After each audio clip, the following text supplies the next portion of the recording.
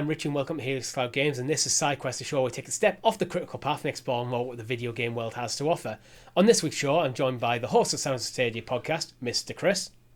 Hey gamers, hope you're all well. And we're going to be talking about Stadia's unique features. But first, a little bit of housekeeping. Make sure you like that video and subscribe to the channel and hit that bell icon for notifications when all of our great content goes live, such as the Sounds of Stadia podcast, which goes live on Mondays on YouTube and podcast services. Our Thursday night live streams, which we'll probably just been playing Dirt 5. And it was great fun. Yeah, I'm assuming it was. I'm assuming future Richie will really enjoy playing that game. And if you want to support the channel, you can do it for as little 99p, like our members are who are watching it on the Sunday rather than the following Friday. So some people are literally watching this episode, Chris, on Halloween. So happy Halloween to all of our members. I should have started the episode, Richie. I've just realised now. I should have started it with the pumpkin because it is for Halloween. So I could have just, instead of actually bemoaning it not being in the shop fully, I could have just got the pumpkin and when you introduced me, just like that. Do you know what it is yet? I don't, but you said you were going to tell me. Do you want to just announce it now? Because no, I'll mess up for members. You have to tell. I'm not going to tell you. Is this one where I'm going to kick myself, or is this one I'm just going to go? Yeah. It depends. Big pumpkin. Look at that. That's the size of my. That's bigger than my head. It's bigger than your head. That's a decent. I could hollow this out and wear it as the Pumpkin Man from Scooby Doo or whatever he was. It's quite heavy as well. I'm just going to set this down. Yeah, I'd put the fire up before you put it on your head, but. If you want to join the conversation on crazy pumpkin activities even further, head over to our Discord. There's a link in the description below, and where you can actually write in topic ideas for this very show. So, Chris, we are talking about Stadia's unique features. Unlimited pumpkins. Not a feature, but I'm going to list the features that we're going to talk about. Some of them are unique. Some of them, there may be an alternative on other platforms, but we've got Crowd Choice, Stream Connect, State Share, Crowd Play, Click to Play, Google Assistant support, and Family Share. Alright, so I'm going to go one further and say Pumpkin Choice, Pumpkin Connect, Pumpkin Share, Pumpkin Play, Click to Pumpkin, Pumpkin Assistant support, and Family Pumpkin. How does that sound? I like Click to Pumpkin. What does that mean? But yes, Stadia's unique features, Richie. Yeah. Jokes and Halloween candy and sweets and sugary treats aside, the trick or treat for this podcast this week was you didn't know that I was going to be so energetic after recording the podcast. Yeah, we've literally just recorded a show and now your energy's completely changed. I'm awake now. It's the afternoon.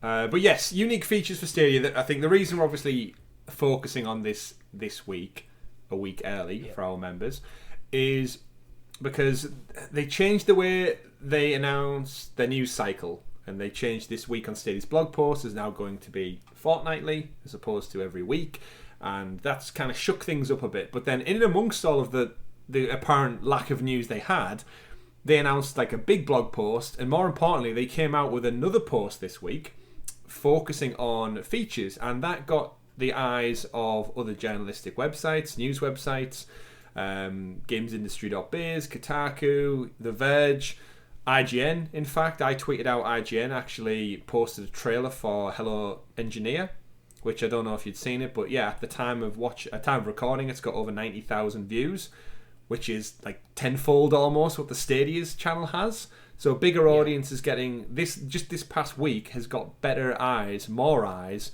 on the platform and Stadia as a whole. And then to no surprise, the blog post comes out and details every unique Stadia feature, which is great. That then they apparently seem to be marketing what makes them stand out from the rest, because it ain't games. We know it ain't games. Yeah. So what else can they focus on? Well, and let's talk about it. I've kind of thought for a while I wanted to do like a video and like this talking about the unique features, like explaining what they are, what games are currently involved in, but I was kind of waiting for a bigger push, and then I felt we'll just make a side quest out of it. But I think what we'll do is we've got a list of them all and they've described them quite well and give us a list of games. So we'll start with Crowd Choice. I'll give a brief discussion of what it is and what the games it's in, and then we'll just talk about how we think is it well implemented and that sort of thing.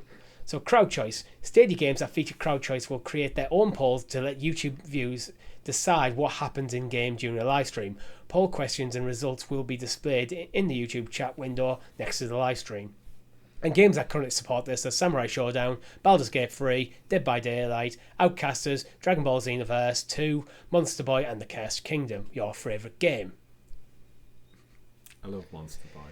But we actually have used crowd choice in Dead by Daylight. We have, yeah. We used it initially when it launched in Dead by Daylight, and it's probably one of the better implementations of the feature.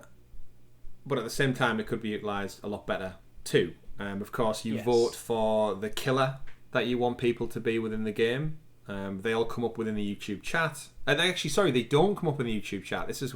It's where you type the name in, right? Yeah, it's displayed on screen for the viewer, and then the viewers just type into the YouTube chat to vote. Yeah, so that's the difference I'm thinking of. Whereas the crowd choice in Outcasters, it specifically comes up with like Vortex, Jump, Leap, Whirlwind. I can't remember what the modes were called, the specialities were called. So yes, you can have either button icons for the audience to click in the chat, or they can type in a keyword, which it adds a great element to the game that no other platform has at this moment in time. And it's fun. It gets the engagement higher for the audience. There's definitely room for improvement. If you just have to take a command input or a key prompt, there's so many games that feature better things. I think of Borderlands. If the crowd watching Borderlands, I know it's not a feature, but when I think about how Borderlands implements a lot of its Twitch features, crowd choice could be expanded so much for games that if the audience is watching along and they can help our hero out as such with he's an ammo dump, or hurt them, whichever your prerogative is. Crowd choice has got so much potential. And I think they've only just scratched the surface with it. Which is your favourite out of these? With crowd choice, I think it is better implemented in Outcasters and Dead by Daylight. And one of the problems I think we found with Dead by Daylight, it may have been patched out since we last played, was one, you had to type in the full name of the character perfectly, so you couldn't. It wasn't just a case of press 1 for the hillbilly guy or whatever. I can't remember any of the names of the characters. Press 2 for Pyramid Head. Yeah, and also I think it was open to be spammed. So it could be improved, but I think this is one of them. As for a streamer, it's a great way of get that little bit extra engagement with your audience. So it's an awesome feature for showing off games. And as you mentioned, Borderlands with the Twitch features and games like that seem to do it better. Yeah, but let's hope that this then develops. Yeah, I'm curious how it works in Dragon Ball Xenoverse. I don't know that much about Dragon Ball Xenoverse, to be honest. So Samurai I can't really Showdown. Samurai Showdown, I'm guessing, is just character selection. Character selection, yeah. Monster Boy? How does it... Who knows? Who does know that? This, I know, it wasn't a thing when I played it, though. I may have to go back. But anyway, that's crowd choice. Let's move on to Stream Connect. Now, this is actually one of the most unique features I think is fantastic, where crowd choice is very much aimed at streamers, let's be fair. Yep. Stream Connect, despite having stream in the name, I don't think it's necessarily aimed at streamers. I think this could be an awesome utility. So Stream Connect is Stadia games that feature Stream Connect change how you experience co-op gameplay, allowing you and your teammates to see each other's screens as you play. With Stream Connect, you can view up to 3 teammates' screens so that you can see where they are while you play the game. Games that supported are Tom Clancy's Ghost Recon Breakpoint, The Division 2, The Crew 2, Orcs Must Die 3, Outriders, and Far Cry 6. Ubisoft love this then. Yeah, oh god, yeah, Ubisoft do. But the thing is, for something like Ghost Recon, is very much about tactics and coordinating how you play with your teammates and stuff. So the way this actually works is you get a little window pop up in screen that basically shows your teammates' point of view. So in something like Ghost Recon, if I'm like marking a target, I could go, Chris, I marked this target, and you could just look at the Stream Connect and see exactly what I'm looking at. Yeah. Which for co-op, that helps so much with cooperative gameplay. multiplayer PvP stuff, I think it could be detrimental though, because by having that view of communication, it changes the way games could play. But that's where it would just be utilised by the devs in each particular manner. And I think looking at the games on here, like Orcs Must Die, helpful if we're trying to plant like defences and stuff, and I need help opening a gate or a doorway. I won't necessarily need to shout out, Richie, where are you at? Do you need help? I can just glance to the corner of the screen, see that you're in trouble or being outnumbered, and react to that. And similar to most of these games, I think we used it in Division 2 with Tom back in the day. Yeah. And it was great just to be able to glance over, see that you're either almost dead or you're out of ammo or you do need support. And without having to communicate verbally, I can just turn around and help you out. And it's the little things, it just simplifies it. It's stuff like when you're in a room, there's enemies going through the room. I could just go, enemies coming from the top. You glance at the screen share, you can see exactly what I'm looking at and go, I know where the enemies are now. Yeah. You know what this would be good? In PUBG. Yes. Where how many times do we go 65 north? And everyone stood out facing a different location. Behind you. What does behind you mean? It's behind the tree. Which tree? The one I'm looking at.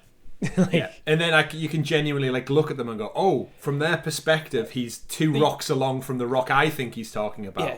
And that's why I mentioned in PvP games that it could be detrimental to the experience, because then you'll get, as playing on Stadia, then you'd actually have an unfair advantage over people not. Mm-hmm. Oh yeah, but, I can see that. But yeah, so I think it's a cool feature. It's just not for every game. But let's move on, I think, to State Share. So State Share allows players to save their game state when they take a screenshot or video capture in-game. Sharing this capture allows others to play that unique game state for themselves, allowing for creative challenges, surprising gameplay, and other experimentation by players. And it's supported by Hitman 1, 2, 3, Pixel Junk Raiders, Judgment, Serious Sam 4, Monster Boy in the Chaos Kingdom. Monster Boy getting in everything here. Hello Engineer, Humankind, Doom Eternal. Recently added Doom Eternal. Very recently to their newest game mode. Exactly, yeah, Horde mode. Personally, Stage I think is probably the most promoted really of the lot. It's the easiest one to sell, isn't it? You literally clone your save and share it with the world, and they can jump in. Yeah. I think this is one of the best selling points for Stadia, because it does just, for people who are especially looking for a competitive way of playing, it adds another pillar of competitiveness to the game. We've all been there when we were kids, growing up with co-op with our friends, our brothers and sisters and such, and parents, of saying there's my, it's just classic arcade. There is my score, there is my file, beat it in some way, shape or form. This is literally how Doom Eternal are saying, what you can do is you complete a level and go, give your state share, give it to a friend, go, this is a loadout, this is how I done, see if you can beat me. Mm-hmm. And I think it's a cool feature, and I think it has so many different potential implementations. Oh yeah, it's not even just like Doom Eternal is like get your high score. Obviously, Pixel Junk Raiders is I got to so many worlds, jump into my world. If we think of more like creative games, like I'm surprised Creator doesn't have this, but I was thinking my immediate go-to is imagine playing Minecraft and you can just share your entire Minecraft world with someone via a click of a link. That would be so good. It's essentially just like sharing your save file, but seamlessly. I don't have to take out a memory card and clone it over to another memory card and let you take it. Just click it and you're in. You're in my exact carbon copy of the game without impacting my game. Well, that's it. It's like it has also, I think, potential things for like bug fixes and stuff. Also, if you get like a game breaking bug, you can make a state share it and see if other people can resolve the issue, whatever. But I do think in like more creative titles, what is a heist simulator that's coming out soon? Yeah. That would be a perfect for state share, because you could. I think that does have a map designer in it, if I'm remembering rightly. Yeah. So you could design a map, go share it online through Twitter or Discord or Reddit or wherever you like. Go, here's my map. See if you guys can complete this heist. Mm-hmm. Yeah, they almost need a state share where you can combine saves in a way. So if there was a creative one where we can make a joint world, I can go off and edit in my corner, you can go off and edit in your corner, and then there's some way of folding them back into each other to make one save state. Obviously that would probably take a lot more, and there might be some clashes of stuff going on. But creatively wise, I think it's great, and I think stage share works fine from a competitive edge, and we've seen it in Hitman and stuff. If I died 30 times or I killed 6 bad guys without being caught, can you do better than me? Here it is. Have a go if you think you're hard enough, as the kids say, Richie. You know what? I think the best game would be for stage share. Mario Maker. There's my level. Tweak it. Yeah. Make it harder. Imagine if you're, say, a Mario Maker streamer, and let's assume for this hypothetical that stage shares on Nintendo or Mario Maker's on Stadia. Yeah. You go, yep, guys, you've watched me build the level. Here's the link to that level. Right, drop it right in the chat. Have fun. Play it. Yeah, I think that would be a great choice. Yeah, stage share's got, again, like a lot of these features, tons of potential. Yeah. I can see having the potential as well for like speedrunners. So like if you're organising a speedrun situation, you could just go, here's the game state, everyone's got the same game state, go. Yeah. Yeah, it literally gives you the possibility to make your own save points without checkpoints. Just this is the part you need to start from. Here's the exact moment I started from. Go. Yeah. Great feature. Imagine, back in the day, did you used to play like mess on with the map creator in Age of Empires 2? Oh yeah, of course, yeah, all the time. Imagine if stage share existed there, like we'd be in school one day and you just go, Richie, he's the floppy disk of my stage share for Age of Empires 2. Can you? And there's a map that you have to spend an evening making that I get to play. It's that sort of stuff. I do think it's got so much potential. It just needs a few more games coming to the platform. Yeah, I definitely did. I specifically broke my friend's PC playing Age of Mythology. Actually, we tried to recreate the Battle for Helm's Deep using like the Greek characters in Age of Mythology, and you can imagine we put that many soldiers on the map. It just broke the whole game because you didn't have the concept of like the games require resources. No, not at all. We just thought, what's a RAM? How many? There's like 10,000 Urukai, so that's how many Greek soldiers we need on this map. Tick, tick, tick, tick, tick, and just and then the game started. It was running at like 1 frame per minute. It was so chuggy. But that would be great. It's at best when you're that age. It's like kind of someone asks you how much RAM your PC has, so you open the case and go 2. It's got 2 RAMs. Bar RAM you. Anyway, let's move on to crowdplay next. So with crowdplay, YouTube viewers get the chance to jump into live streams they're watching and play alongside YouTube creators. Now available in beta, creators can apply for access, which we actually have, and invite viewers to queue up and play with them. It's currently supported in Samurai Showdown, Mortal Kombat 11, Borderlands 3, Super Bomberman R Online, Dead by Daylight, Outcast was created, Dragon Ball Z, Xenoverse 2, Olympic Games Tokyo 2022, the official video game, and Serious Sam 4. Certainly, and we've used it, I believe, in Super Bomberman. Did we actually have crowdplay in that? We've used click to play, which I'll get onto later, a lot.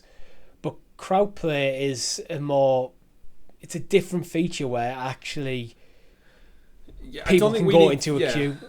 We don't need to use as much. One, because our audience isn't that big. And two, our regulars who show up for our live streams are like, they're kind enough to like play a few games, and then if there's other people waiting, they generously back out and let people join the squad, and we've not come across any difficulties. But of course, if you have thousands of people watching at any given time, and you're playing something like, say, Super Bomberman R Online, well, people could just click a button, join the queue, and when it's their turn, they get to play, and then move on. Well, that was it. We saw it with what was the session call with Xavier Woods and stuff. Yeah. It wasn't good stuff. What was it called? Live Hangouts or something. So it's kind of been trialed and it's been in beta for a while, but it's been very close guarded. But this is now recently it's been available for public open access, so you can now actually just apply to gain access to it. Where before it was very much they would pick people. Yeah.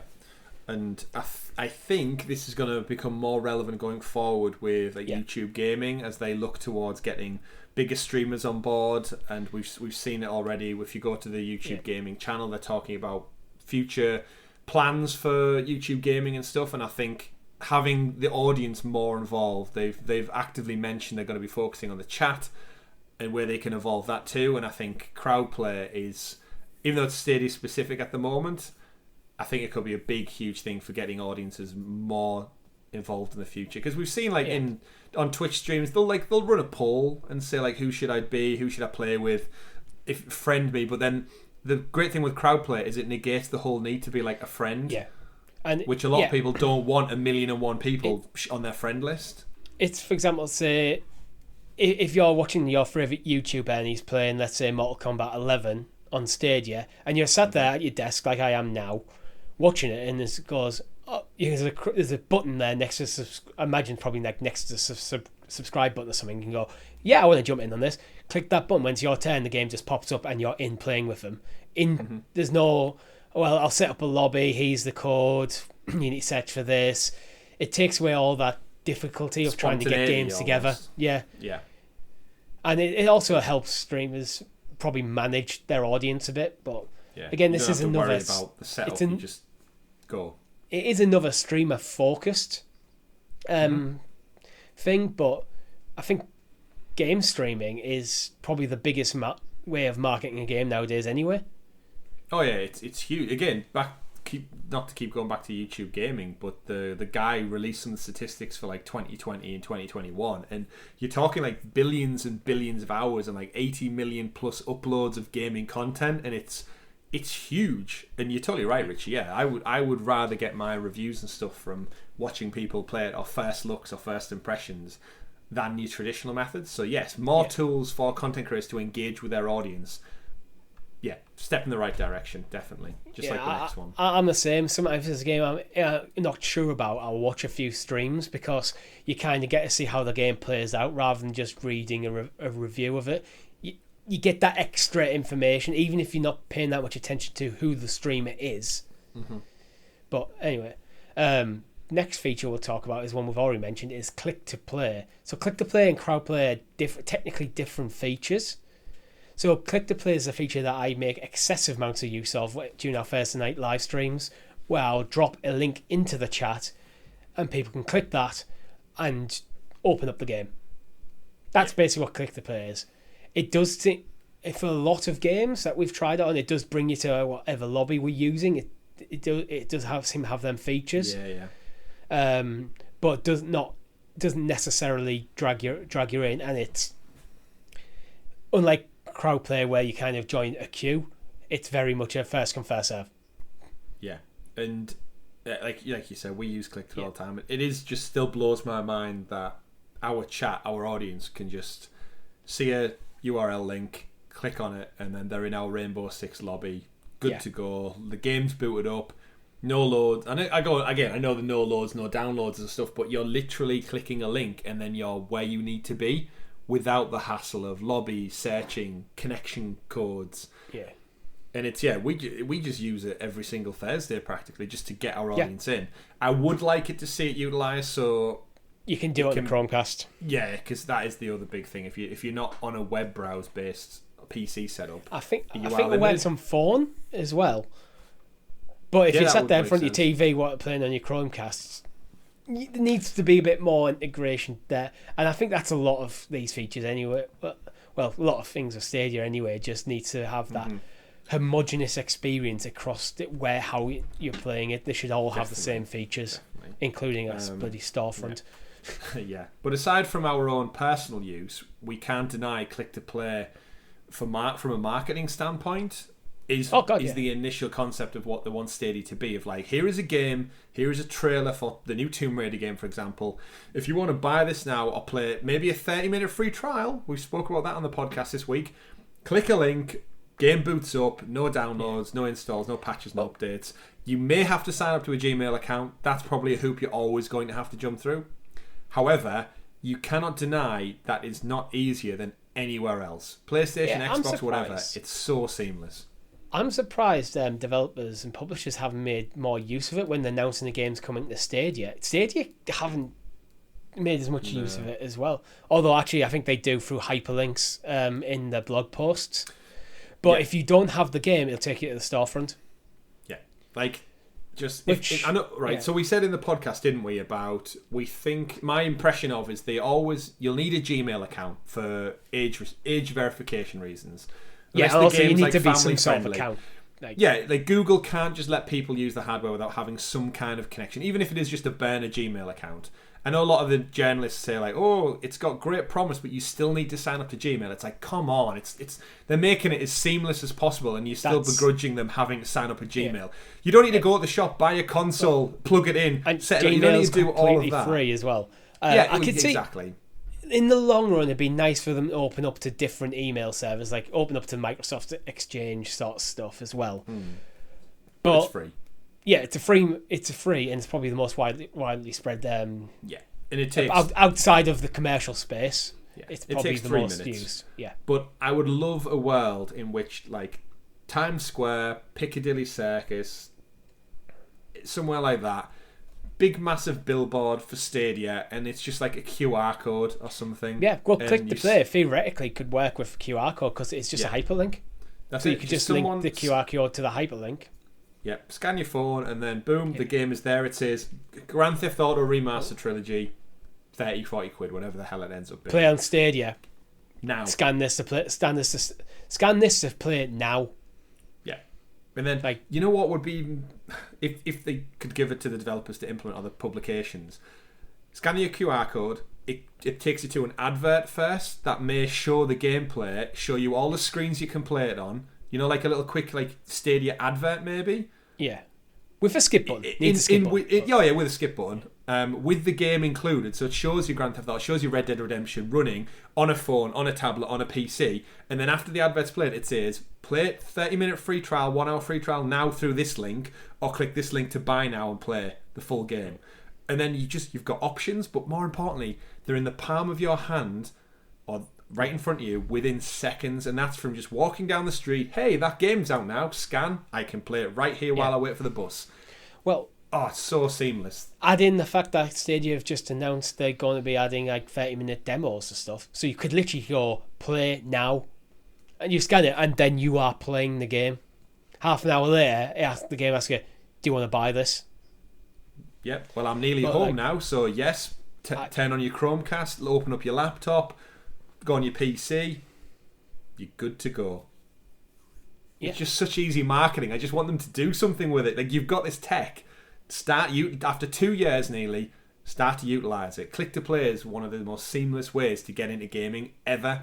Yeah, this is the thing. Be creative with it. Like I said, put a QR code on a billboard. Get a bald guy in a Hitman outfit. I think Jem said this originally. Get him to walk around Piccadilly With a QR Circus. code, you scan the back of his head. Yeah, looking like a shifty assassin. Get him to stand still and let people scan the back of his head and see what's up. But buses, taxis, stickers on the side of lampposts. Anyone can scan a QR code now. Thanks to the pandemic, everyone's familiar with scanning QR codes to sign into bars, pubs, restaurants. Yeah. Covertly go in, Richie, and replace all of the NHS things with Stadia Link QR codes. Everyone will be playing it by the end of the year. And guess what you could even do? If people don't have the Stadia app on the phone, the click to play link should just take you to the download page for Stadia. Yeah, or a browser. Play it in the Chrome browser or whatever. Yeah.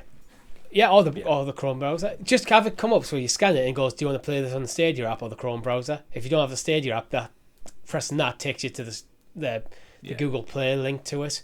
If you go Chrome browser, it just boots up. Yeah, and that's why I like the thought of a little advert to play beforehand, just to kind of set the scene for, here's the game you've scanned through to, here's the platform you scanned through to, here's a 30-minute trial, test it out on this device, and if you like it, use it on other devices. Yeah, I'd kind of prefer them to just throw them straight into the game, into that 30-minute demo, because it takes away the people. If someone sat watching an advert, it says play the game now and I'm watching an advert, just get them straight in. Yeah, but Richie, what is a Stadia? They'll find out later. They'll find out after they've experienced it. Mm-hmm. So imagine if you have no idea what a Stadia is, and you're walking past and you see, let's say Hitman 4. There's a billboard for it. You scan the QR code, and then you get to play on your phone for half an hour and go, you know what, this is a cool game. This is working really well. I could do it for a Kishi or something, but I can deal with that later. Then he goes, "Oh, would you like to buy this game on Stadia?" It's like, "Oh, I thought Stadia was dead and terrible." Objectively not. You've just played it for half an hour. Yeah.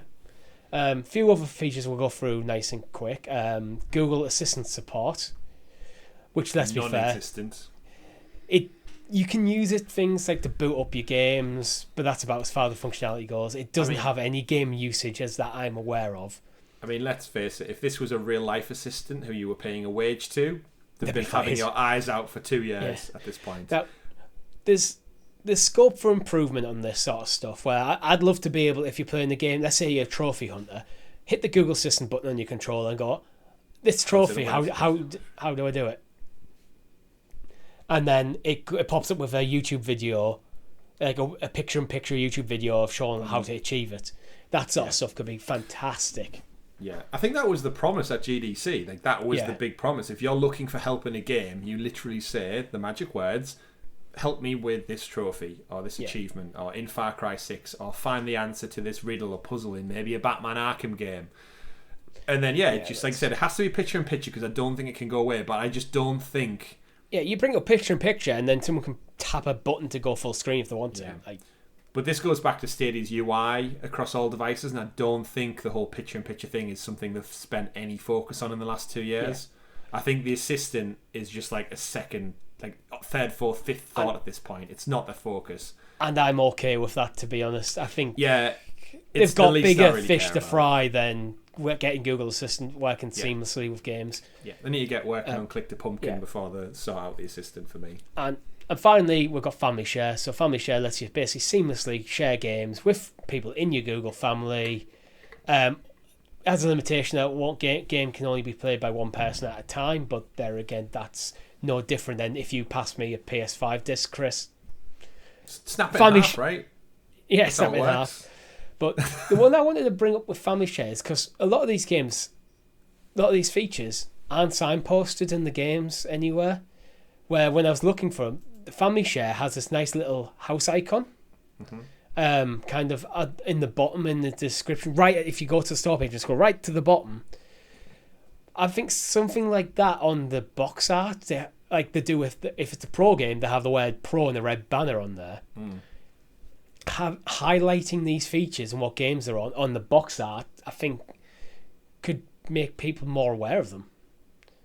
Yeah, they are very much just like buzzwords at the moment. There's no visual stimulant to say this game has click to play, this game has crowd choice, this game has state share.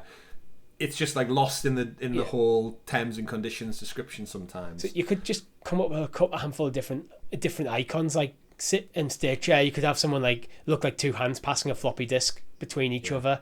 Crowd could just be a bunch of people looking like they're playing. Stream Connect, probably a window in window or something. Section. I don't know. Yeah. But you made a good point for Family Share. It's really just kind of light bulb moment. Is with Family Share, I'd love to see some kind of like game share or game gifting. So like if I'm having get back to click to play almost. If I'm having a terrific, like we talk about games with our friends and stuff all the time, and every time I catch up with my brother, I talk about like what you've been playing at the moment. Wouldn't it be great if with the free trials and also with click to play, I could just send like a WhatsApp link and say, "Oh, Luke, one of our friends, shout out to Luke. Have you tried Control yet? No.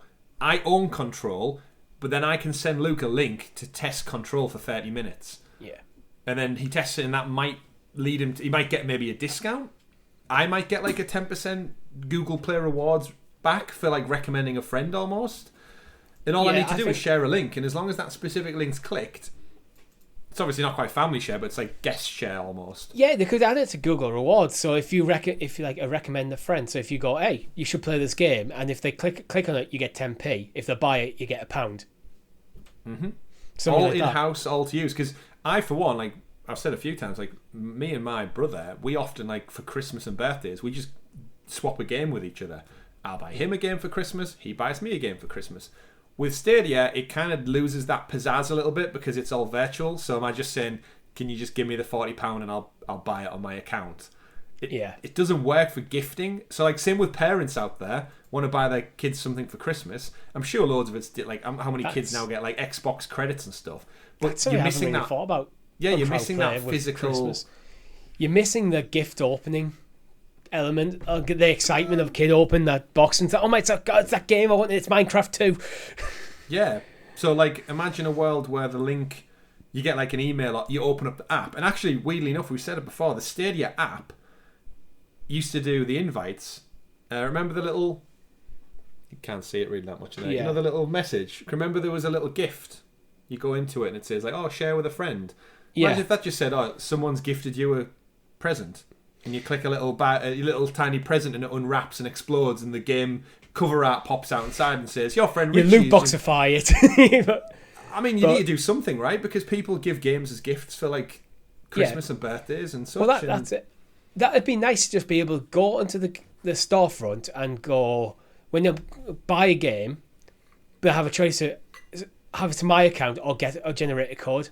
And then I could share the code with someone's Gmail account.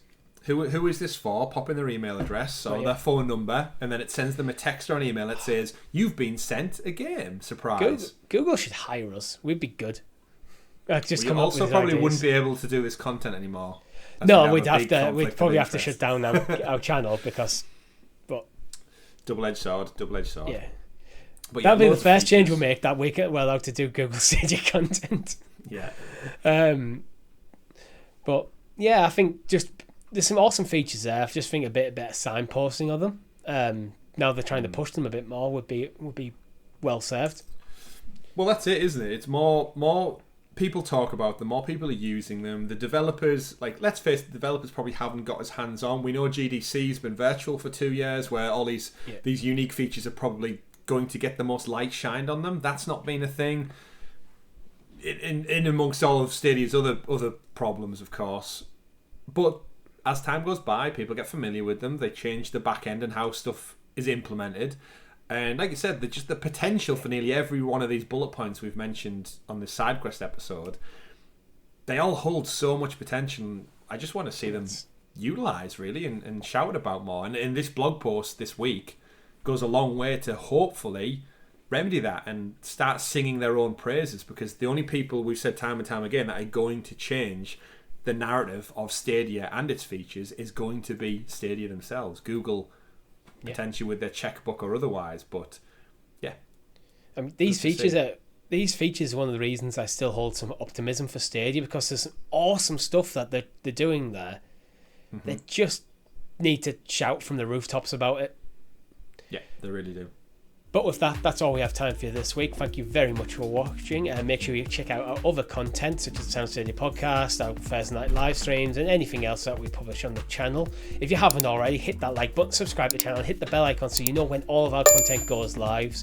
If you have an idea that you want us to discuss in this very show or in the Sound Stadia podcast, head over to our Discord, where you can submit a topic idea or just join out with some awesome people who I think some of them are starting to think about trying to stream on a Friday as well, with a rotating section. So if you want to get involved in that, you can. Thank you very much for watching. My name's been Richie. My name's been Chris, the Pumpkin Man. We've been Helix Cloud Games. That's the Pumpkin Man. Quest completed. Click the pumpkin.